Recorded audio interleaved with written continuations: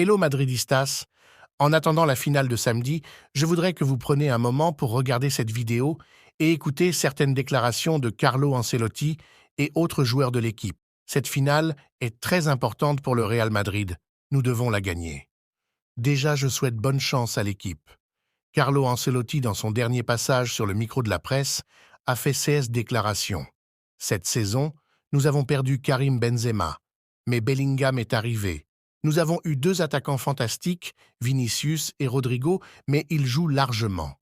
Nous commençons donc à jouer Vinicius et Rodrigo avec Bellingham derrière en 10, dans une formation de 4-3-1-2. Nous avons vraiment bien réussi au début. Bellingham a marqué beaucoup de buts.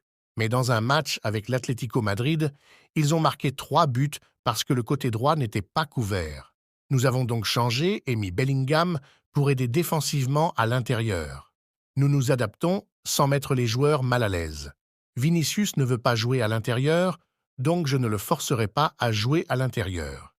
Il ne montre pas sa meilleure qualité là-bas, donc je dois lui donner la liberté. Je passe beaucoup de temps sur la défensive, à travailler avec mon équipe, à travailler ensemble.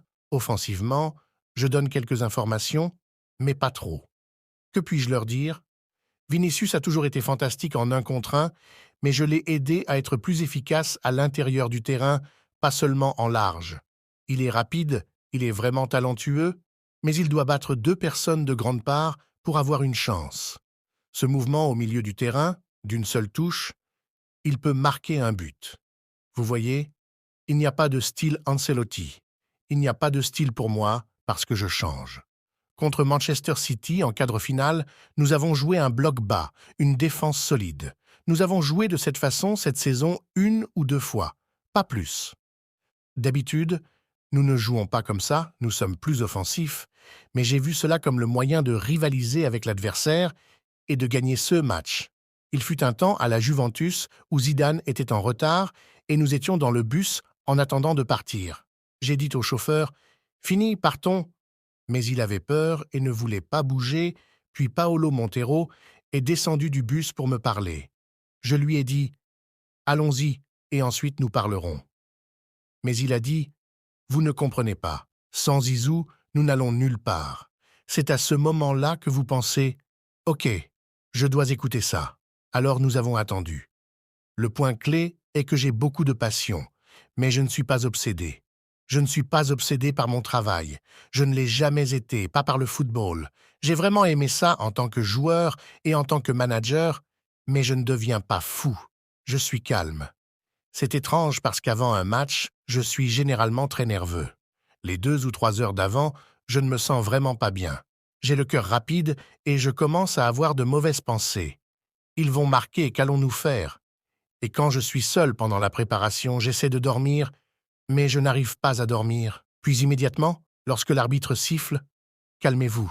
Ah, on commence enfin le jeu. » Alors je n'ai aucune crainte. La peur est avant, et quand elle commence, optimiste. Cela se passera bien. Assez étrange. Et mon rythme cardiaque passe de 120 à 90. Que le match se passe bien ou mal, je suis maître de moi-même. Lors de la conférence de presse, sous contrôle. Et c'est parce que je ne suis pas obsédé. Essayer d'avoir une seule identité pour son équipe est une limite. Nous avons joué un match de Ligue des Champions contre le Shakhtar Donetsk. Très bonne équipe. Roberto De Zerbi était leur entraîneur. Ce qu'il faisait avec des latéraux et des positions différentes, c'était vraiment bien. Mais j'ai dit à mes joueurs, ils veulent que vous appuyiez. N'appuyez pas. Si vous appuyez, ils passeront le ballon autour de vous. N'appuyez pas et ils vous donneront le ballon. Nous n'avons pas appuyé et nous avons gagné 5-0. À propos du coaching, plus vous criez, moins les joueurs écoutent. Jude Bellingham lui aussi a fait cette déclaration qui suit. Modric et Kroos m'ont donné des conseils avant la finale. Ouais. Je parle beaucoup avec eux. J'ai une très bonne relation avec eux deux. Certains de mes meilleurs souvenirs cette année viennent de les voir assis autour de la table, écoutant leurs expériences. C'est bien de pouvoir créer des souvenirs avec eux et j'espère qu'un jour, je pourrai partager ces expériences moi-même. Vinicius Junior déclare « Ancelotti a tout fait pour moi. Il m'a toujours donné confiance, il m'a réprimandé quand j'en avais besoin et nous avons une très bonne relation. Il tient à moi autant que je tiens à lui. Il m'a changé en tant que joueur, pas uniquement sur le terrain, mais dans ma façon de penser l'entraînement et la progression. Il dit toujours que mon humilité est ma plus grande vertu, car je suis toujours à l'écoute des autres. Antonio Rudiger déclare « Pepe était mon grand modèle au Real Madrid, j'ai toujours voulu être comme lui. J'avais l'habitude de regarder des vidéos de lui démolir ses adversaires.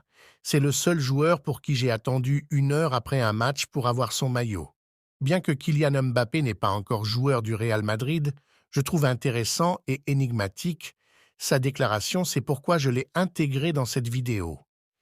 Kylian Mbappé déclare « Je suis loin de tout ce que je veux réaliser. J'ai hâte de démontrer davantage. Il y a un long chemin à parcourir et beaucoup de choses à faire. J'ai beaucoup changé en tant que joueur et en tant qu'homme. Maintenant, j'ai plus d'expérience et je connais mieux le monde du football. Je veux faire beaucoup de choses dans le football. Cela commence avec l'Euro et après ça, la prochaine étape de ma carrière. » Voilà, c'était tout. J'espère que vous avez apprécié la vidéo. N'hésitez pas à liker, abonnez-vous et faites le partager autant que vous pouvez. Merci.